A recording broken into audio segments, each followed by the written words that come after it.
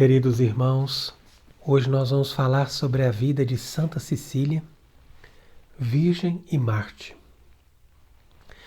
Então é bonito saber que a Igreja celebra os santos, porque recordando dessas pessoas generosas que amaram a Deus e que nos deram um exemplo da verdadeira fé católica, então nós temos um caminho seguro para nós seguirmos em direção à nossa salvação eterna.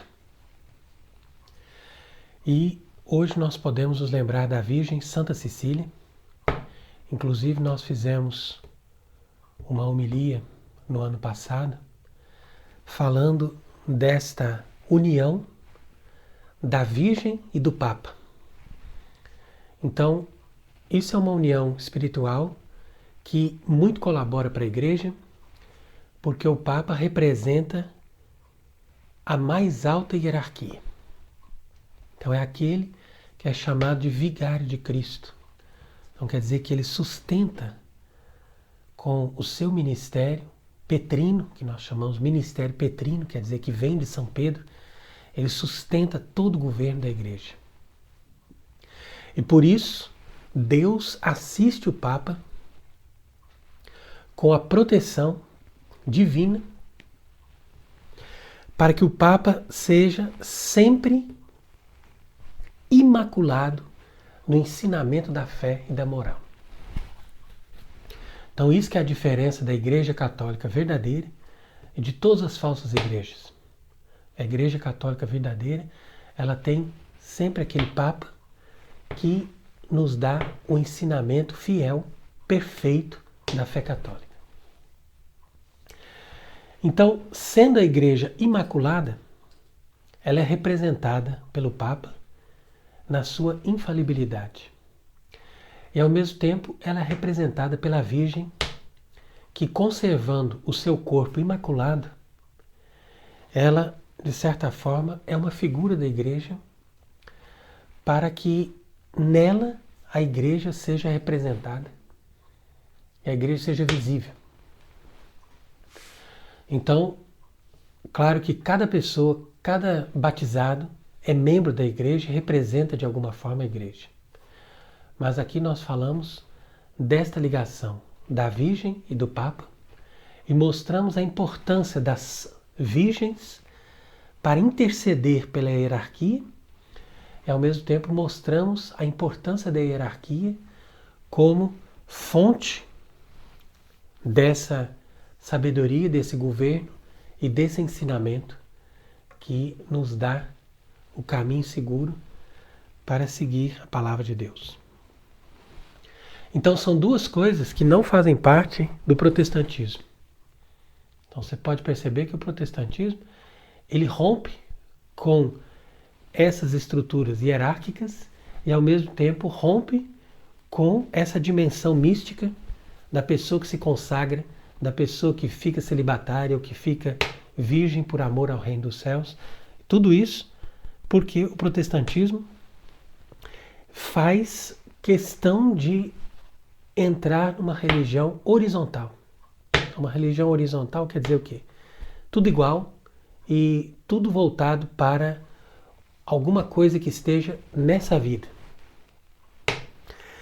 Então, o protestantismo pode se manifestar de diversas maneiras, não somente por igrejas pentecostais ou igrejas evangélicas modernas, mas ele pode também se manifestar por igrejas que mantêm uma certa forma de missa, mantêm devoções, mantêm cantos, coisas agradáveis que levam as pessoas a dizer, olha, eu estou satisfeito com essa religião, porque ali eu tenho um culto que eu posso louvar a Deus e amar a Deus e manifestar a minha devoção a Deus da forma como eu acredito. Então por isso que as pessoas não reconhecem no protestantismo uma falsa religião. Porque eles acham que a religião tem que atender os seus anseios espirituais. E se for para isso, é claro que o protestantismo já está resolvido. E assim também qualquer religião cismática ou qualquer religião herética, pode dar para as pessoas uma resposta aos seus anseios espirituais. Mas nenhuma delas nos dá a verdadeira hierarquia, nem nos dá um governo com um verdadeiro ensinamento que nos conduz à verdadeira fé. Porque não é possível cada pessoa ter a infalibilidade e cada pessoa ler a Bíblia ou ler os concílios ou ler o Código de Direito Canônico e dizer, não, eu já sei tudo, eu não preciso de governo. Então quer dizer que essa pessoa, ela se considera acima da hierarquia da igreja. Ela acha que ela não precisa ser governada. Sendo que o que nos salva é a obediência e não a capacidade que a pessoa tem de decorar um artigo do direito canônico ou um artigo de fé ou um versículo da Bíblia. Então, a gente percebe que se não é pela assistência divina e se não é através de um governo, ou seja, de uma hierarquia legítima, a Igreja Católica não teria capacidade de nos salvar. E da mesma forma, se a pessoa não tem uma mística e se não existe uma maneira de nós nos ofertarmos totalmente a Deus, como faz uma Santa Virgem, então, da mesma forma, a Igreja não teria toda a resposta para a perspectiva sobrenatural da vida do ser humano na Terra.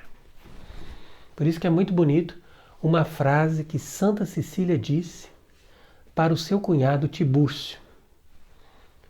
Porque Tibúrcio ainda não tinha se convertido à fé católica. Então Tibúrcio disse, eu nem sabia que existia uma vida após essa vida. E Santa Cecília disse para ele, pois é, mas é justamente para essa vida, após a morte, que nós estamos trabalhando. Porque nós podemos viver muito bem nesse mundo e perder nossa alma.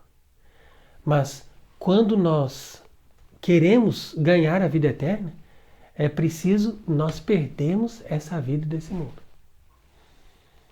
Então veja que bonito, como é grande a sabedoria desta Virgem que instruiu o seu esposo Valeriano e o seu cunhado Tibúrcio no caminho da fé católica.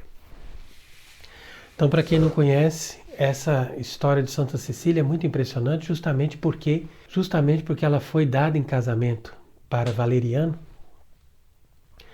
E quando Valeriano se aproximou dela, na noite de núpcias, ela disse, Valeriano, eu tenho um segredo. Eu aceitei casar com você, mas, na verdade, eu sou consagrada, sou uma virgem. E tem um anjo que fica ao meu lado, e se você me tocar, esse anjo vai te impedir. Então, Valeriano ficou assustado com isso, mas, passado algumas horas, ele voltou na sala onde Santa Cecília estava rezando. E ele viu o anjo rezando com ela. Então, por causa dessa visão, Valeriano acreditou.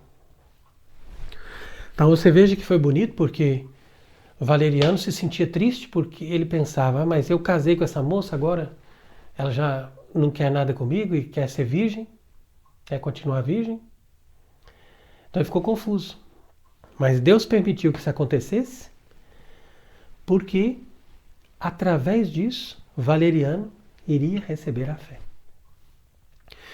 Então, tem muitas coisas na nossa vida que a gente acha que é um prejuízo, mas a gente tem que saber discernir a coisa dentro de uma perspectiva sobrenatural. Para você ver, será que do ponto de vista da minha alma, da minha salvação, isso que aconteceu não foi mais vantagem do que prejuízo? Percebe? Então, assim é que começou a analisar Valeriano, que antes era um pagão, um homem que não era capaz de ver e de acreditar. Mas ele viu o anjo e ele acreditou. Então, a partir dali, é que lhe foi dito, vai procurar, naquele lugar você vai achar um ancião chamado Urbano. Então Valeriano andou nos lugares ali, naquela cidade, entrou na rua que foi indicada e ele bateu naquela casa e encontrou o Papa Urbano. Porque o Papa, na época, ali um tempo de perseguição, vivia escondido. Então, para que Valeriano pudesse encontrar o Papa, ele fez todo um caminho ali que indicaram para ele, falou com tal pessoa, encontrou tal casa e ali ele encontrou.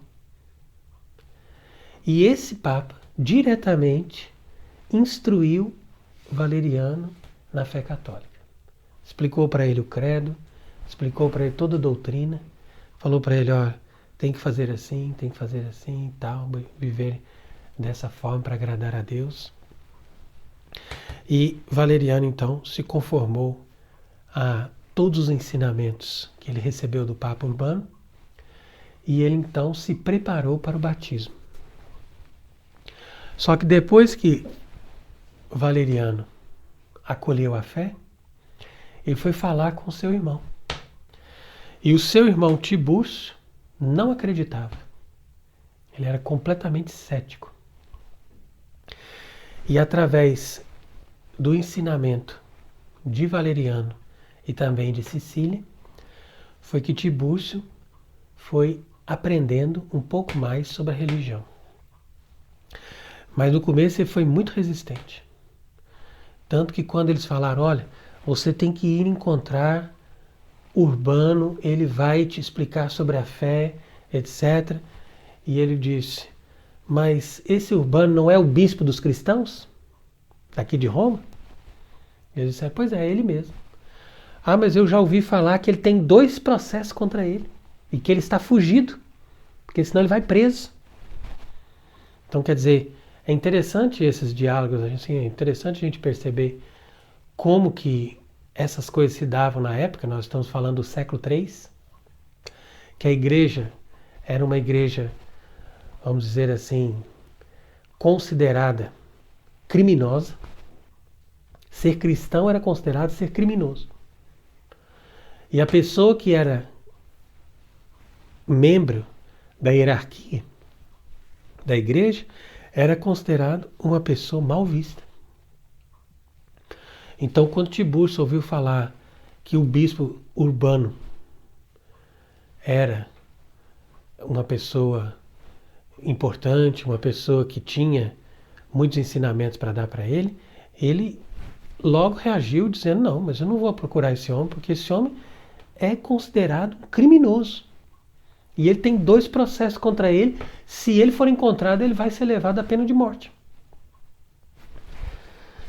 Então, primeiro foi necessário que Valeriano, juntamente com Cecília, fizessem todo um trabalho de evangelização e de explicação, claro, junto com a oração também, para que esse irmão de Valeriano aceitasse entrar, para que a mente dele se abrisse para o conhecimento do cristianismo.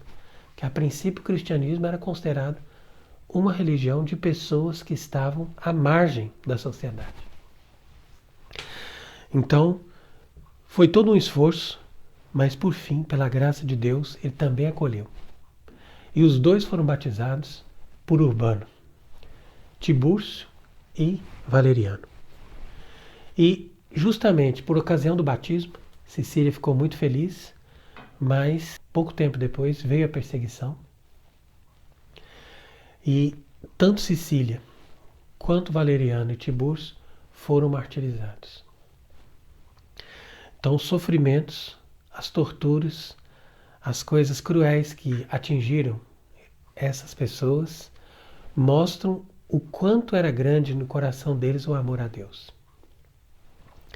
E as pessoas que antes ouviam Cecília cantar na igreja, que ela cantava e tocava na igreja durante as missas do Papa Urbano.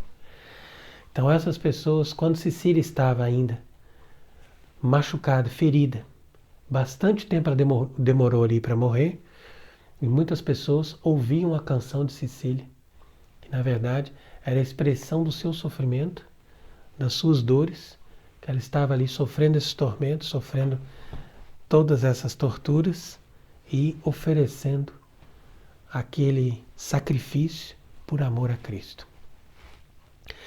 Então pedimos hoje a intercessão de Santa Cecília, Virgem e Mártir, para que ela que, através da sua dedicação, conseguiu a conversão de Valeriano e de Tibúrcio, para que nós possamos também conseguir a conversão de muitas pessoas da nossa família que estão afastadas da fé, que não creem, que debocham da igreja, que debocham da vida espiritual, que detestam ouvir falar do nome de Cristo. Então que essas pessoas abram seu coração, que elas sejam humildes, que elas recebam a bênção, a proteção e a graça do Espírito Santo, para que, pela intercessão desta grande Virgem Mártir, que foi Santa Cecília, que as pessoas recebam o dom da fé. E também pela intercessão do Santo Papa Urbano, que também foi mártir, que a Santa Igreja Católica possa ser restaurada através de um verdadeiro Papa, que nos deu os santos sacramentos e também o ensinamento infalível da fé católica. Amém.